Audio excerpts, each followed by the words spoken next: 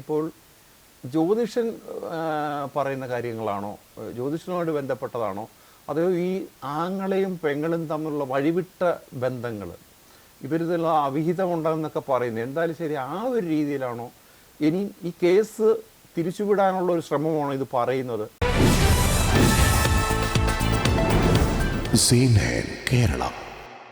ഏവർക്കും നമസ്കാരം. നമ്മുടെ നാട് ഓരോ ദിവസവും ഉണരുന്നപ്പോൾ നമ്മൾ കേൾക്കുന്നത് ഞെട്ടിക്കുന്ന വാർത്തകളാണ്.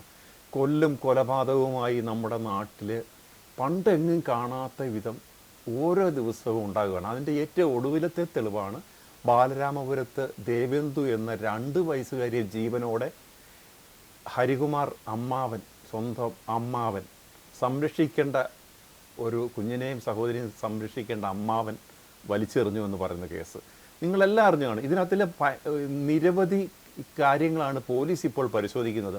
ഇതുവരെയും അതിനൊരു കൃത്യമായ കാരണം കണ്ടെത്തുവാൻ കഴിഞ്ഞിട്ടില്ല. ഇതിനകത്തിലെ മൊഴികളുടെ വൈരുദ്ധ്യമാണ് പ്രധാന കാരണം.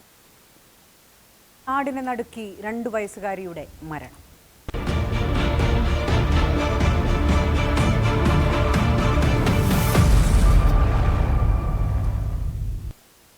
ഇതിൽ പ്രധാനമായിട്ട് അച്ഛൻ, അമ്മ, അമ്മാവൻ, മുത്തച്ഛി, ഇവർ 4 പേരെ ആയിരുന്നു കസ്റ്റഡിയിലെടുത്തത്. ഇവരുടെ മൊഴികളിലുള്ള വൈരുദ്ധ്യങ്ങൾ പലതായിരുന്നു. പോലീസ് നിരന്തരമായ ചോദ്യം ചെയ്യലിൽ ഹരികുമാർ ഈ അമ്മാവൻ മൊഴി മാറ്റുന്നുണ്ടായിരുന്നു. ഇദ്ദേഹത്തിനൊരു മാനസിക വൈകല്യം ഉണ്ടെന്ന് പറയുന്നു, അല്ലെങ്കിൽ ആക്കി തീർക്കാൻ പോവുകയാണ് തോന്നുന്നു. എന്തായാലും ശരി, അദ്ദേഹം ഒരു പൂജാരിയുടെ കൂടെ സന്തത സഹചാരിയായി ഈ കുറേ നാളുകളുണ്ടായിരുന്നു. അപ്പോൾ ഈ പൂജാരിയുമായി ബന്ധപ്പെട്ടാണ് ഇപ്പോൾ ഈ കേസിൻ്റെ ഒരു നീക്കം. മറ്റൊരു പോലീസ് ആദ്യം സംശയിച്ചിരുന്നത് ഈ ആങ്ങളെയും പെങ്ങളും തമ്മിലുള്ള വഴിവിട്ട മെസ്സേജുകൾ, ചാറ്റുകൾ, അതൊരു വഴിവിട്ട ബന്ധം, ഇത് ഈ സ്ത്രീയും അറിഞ്ഞുകൊണ്ടാണോ ഇതിന് കൂട്ടുനിന്നത് എന്നുള്ളതാണ് ഒരു സംശയം. മൊഴികൾ ഇങ്ങനെ മാറ്റി പറഞ്ഞുകൊണ്ട് ഇപ്പോൾ പോലീസ് ആകെ ധർമ്മസങ്കടത്തിലാണ്. ഇന്ന് കോടതിയിൽ ഹാജരാക്കും, റിമാൻഡ് ചെയ്യും. പോലീസ് തുടർന്ന് വാങ്ങിക്കുന്ന അന്വേഷണത്തിൽ ഇതൊരു കൃത്യമായ ഒരു കാര്യം കണ്ടുപിടിക്കാൻ പറ്റത്തുള്ളൂ. പക്ഷേ ഇതിൻ്റെ അവിടുത്തെ നാട്ടുകാർക്കോ അല്ലെങ്കിൽ വീട്ടുകാർക്കോ ഒന്നും ഇവരുമായി ഒരു നല്ല അഭിപ്രായം ഈ കുടുംബത്തെക്കുറിച്ചില്ല. ഇവരുടെ ഈ കുട്ടിയുടെ അച്ഛൻ എന്ന് പറയുന്നത്, അദ്ദേഹം ഈ സ്വന്തം അച്ഛൻ്റെ മരണത്തിൻ്റെ 16 അടിയന്തരം കർമ്മങ്ങൾക്ക് വേണ്ടി മാത്രം ആ വീട്ടിലേക്ക് വരുമ്പോഴാണ് ഇവർ തമ്മിൽ സ്വരച്ചേർച്ചയില്ലായ്മ ഈ ഭാര്യയും ഭർത്താവും തമ്മിലുണ്ടായിരുന്നു എന്നൊക്കെ പറയുന്നു. പിന്നെ ഇവർക്ക് ഒരു 36 ലക്ഷം 30 ലക്ഷം എന്നൊക്കെ പറയുന്നു. ഈ പറയുന്ന ദേവിദാസൻ എന്ന സ്വാമിയുമായി ഒരു ഇടപാട്, വസ്തു വാങ്ങിച്ചു കൊടുക്കാമെന്ന് പറഞ്ഞു കൊടുത്ത പൈസയുടെ കേസ് പോകുന്നു. അങ്ങനെ പല വഴിയിലേക്ക് ഈ കേസ് തിരിച്ചുവിടുകയാണോ, അല്ലെങ്കിൽ ഇതിൻ്റെ സത്യാവസ്ഥ എന്തെന്ന് പോലീസിന് പോലും കുഴയ്ക്കുന്ന രീതിയിലാണ് ഇപ്പോൾ കാര്യങ്ങൾ നീങ്ങുന്നത്.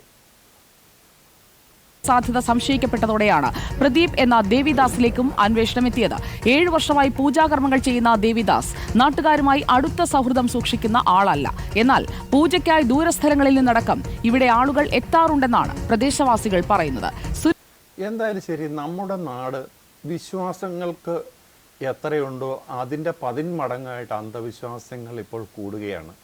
നമുക്കറിയാം, നിരവധി കേസുകളിൽ ഇപ്പോൾ മന്ത്രവാദികൾ, അതുപോലെ ഉസ്താക്കന്മാരൊക്കെ ഇടപെട്ട് ആലുവയിലെ ഒക്കെ ഒരു വടക്കംപറവൂർ ആ ഭാഗത്തുണ്ടായ ഒരു കേസ് നമുക്ക് 2 ആഴ്ച മുമ്പേ ഉണ്ടായതാണ്. ഒരു മോഷണ ശ്രമമായിരുന്നതിൻ്റെ പിന്നിൽ വീട്ടമ്മയെടുത്ത് പണം വെക്കരുതെന്ന് പറഞ്ഞത്, അങ്ങനെ ഒരു പരിപാടി നടന്ന ഒരു കേസ് നമ്മൾ കണ്ടിട്ടുണ്ട്. പിന്നെ ഇപ്പം ബലരാമപുരം, തിരുവനന്തപുരത്ത് തന്നെ നടക്കുന്ന ഗോപസ്വാമിയുടെ മരണമായി, ഇതെല്ലാം അന്ധവിശ്വാസങ്ങളിലേക്ക് പോകുന്ന കാര്യങ്ങളാണ് ഇപ്പോൾ ഈ പല കേസുകളും ഇപ്പോൾ മാറുന്നത്. ഈ ദേവിദാസ് എന്ന് പറയുന്ന ആൾ നേരത്തെ ഒരു കാതികനെന്ന് പറയുന്നു, അദ്ദേഹത്തിന് വേറെ പരിപാടികൾ, ഇയാൾ വേറെ പല കേസുകളിലും പെട്ടിട്ടുണ്ടെന്ന് പറയുന്നു. എന്തായാലും ശരി, ഇപ്പോൾ അവിടെ നല്ല തിരക്കാണ്. ഈ ദേവിദാസിൻ്റെ ഒരു കാര്യം പറയുന്നത് കേട്ടോണം. താങ്കൾ ഇന്നലെ ചോദ്യം ചെയ്തിട്ട് ഇന്ന് വീണ്ടും ചോദ്യം ചെയ്യാൻ വിളിപ്പിച്ചിട്ടുണ്ട്. ഇതിനകത്ത് താങ്കൾക്കുള്ള ഒരു അലിഗേഷൻ ഇപ്പം 30 ലക്ഷം രൂപ വീട് വാങ്ങിക്കുന്നതിന് വാങ്ങിച്ചിട്ടുണ്ട് എന്നുള്ളതാണ്. അതൊന്നല്ല, 35 ലക്ഷം രൂപ എന്നാണ് പറയുന്നത്.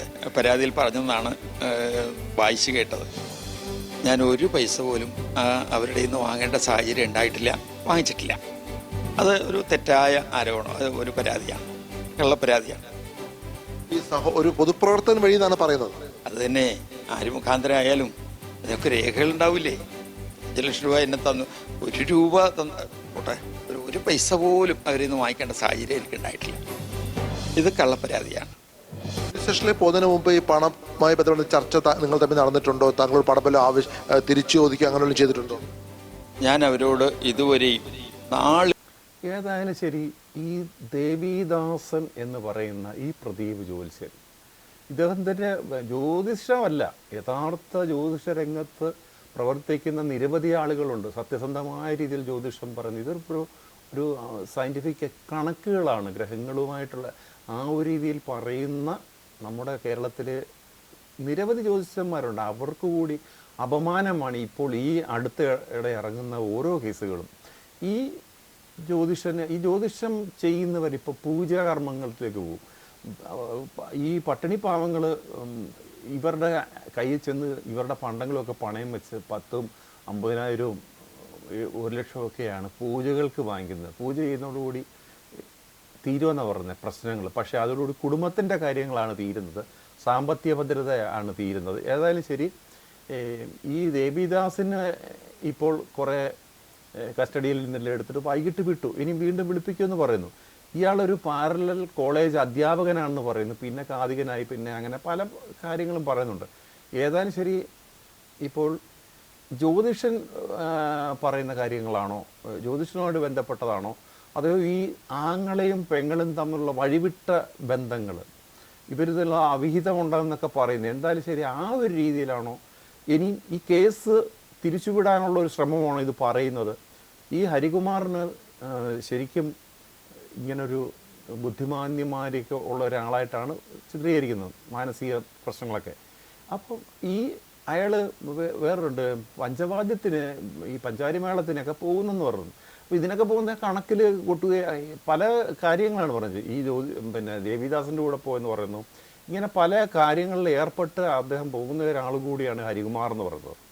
എന്തായാലും ശരി, കാര്യങ്ങൾ ഈ കേരളത്തിൽ അനുദിനം വഷളായിക്കൊണ്ടിരിക്കുന്നു. മൊഴിയുടെ കൂടി പശ്ചാത്തലത്തിലാണ്. പക്ഷേ അതിനുമപ്പുറം ഈ കുഞ്ഞിന്റെ കൊലയിലെ കാരണം കണ്ടെത്താൻ ഇതുവരെ കഴിഞ്ഞിട്ടില്ല പോലീസിന്. അപ്പോൾ ഏത് ഘട്ടത്തിലാണ് ഇപ്പോൾ അന്വേഷണം, എങ്ങനെയൊക്കെയാണ് മുന്നോട്ട് പോകുന്നത്? അങ്ങനെ കേസ് ഓരോ വഴിക്ക് നീങ്ങുകയാണ്. പക്ഷേ ഈ പിന്നെ ഇവർ തമ്മിലുള്ള ഒരു അവിഹിത ബന്ധത്തെക്കുറിച്ച് പറയുന്നുണ്ട്. അപ്പം ആ ഒരു കാര്യം കൂടി ആദ്യം വന്ന ഒരു കാര്യം എന്ന് പറയുന്നത് ഇവർ തമ്മിലുള്ള ഈ രാത്രി 2 റൂമിൽ കിടന്നുകൊണ്ടുള്ള ചാറ്റ്, ഇയാൾ വന്നതിലെ ഭർത്താവ് വന്നതിലുള്ള ഒരു ഇതാണ്, പകയാണ് എന്നൊക്കെ പറയുന്നു. ഇവരുടെ ബന്ധത്തിന് തടസ്സമായെന്നൊക്കെ പറയും. ഇതിനകത്തിലെ സത്യാവസ്ഥ ഇനിയും നമ്മൾ കാത്തിരുന്ന് കാണേണ്ടതാണ്. തിരുവനന്തപുരത്ത് ബാലരാമപുരത്ത് 2 വയസ്സുകാരി കിണറ്റിലെറിഞ്ഞ് കൊന്ന കേസിൽ അമ്മാവൻ ഹരികുമാർ അറസ്റ്റിൽ. കുഞ്ഞിന്റെ അമ്മയായ സഹോദരി ശ്രീതുവിനോട് വഴിവിട്ട ബന്ധങ്ങൾക്ക് ഹരികുമാർ ശ്രമിച്ചിരുന്നു എന്നാണ് പോലീസ് കണ്ടെത്തൽ. ഇത് നടക്കാത്തതിന്റെ വൈരാഗ്യമാണ് കൊലയിലേക്ക് നയിച്ചതെന്നാണ് മൊഴി. കുഞ്ഞിന്റെ അമ്മയുടെ പങ്കിൽ സംശയമുണ്ടെങ്കിലും തൽക്കാലത്തേക്ക് ചോദ്യം ചെയ്ത് വിട്ടയച്ചു. എന്തായാലും ശരി, ആങ്ങളെയും പെങ്ങളും നമ്മളുടെ ഈ ബന്ധങ്ങൾക്ക്, കുടുംബ ബന്ധങ്ങൾക്ക് പോലും ഒരു വിലയുമില്ലാത്ത ഒരു കാലത്തിലേക്കാണ് ഇന്ന് ഇതെല്ലാം. നമ്മൾ ഇതുപോലുള്ള വാർത്തകളും ന്യൂസുകളൊക്കെ നമ്മൾ ചർച്ച ചെയ്യുമ്പോഴോ പറയുമ്പോഴോ ഇതിൻ്റെ പിന്നിലേക്കുള്ള കാര്യങ്ങൾ നമ്മുടെ സമൂഹത്തിൽ നടക്കുന്ന നമ്മുടെ ഇപ്പോഴത്തെ തലമുറ ഏത് രീതിയിൽ പോകുന്നു എന്ന് നമ്മൾ ചിന്തിക്കേണ്ടത് കൂടി ഒരു അത്യാവശ്യ കാര്യമാണ്. ഓരോ ദിവസവും നടക്കുന്ന കൊലപാതകങ്ങൾ, ഈ കഴിഞ്ഞ ദിവസം നടന്ന ചോറ്റാനിക്കരയിലെ ആ കുട്ടി മരിച്ചിരിക്കുകയാണ്. അത് നമുക്ക് വേറൊരു വീഡിയോ അതിൻ്റെ കുറേ കൂടെ വിശദീകരിച്ച് പറയാം. അവിടെയും നടന്നത് ഈ പ്രണയം, ഈ സാമ്പത്തികം, ഈ വക കാര്യങ്ങളിൽപ്പെട്ടാണ് ഇതെല്ലാം നടക്കുന്നത്.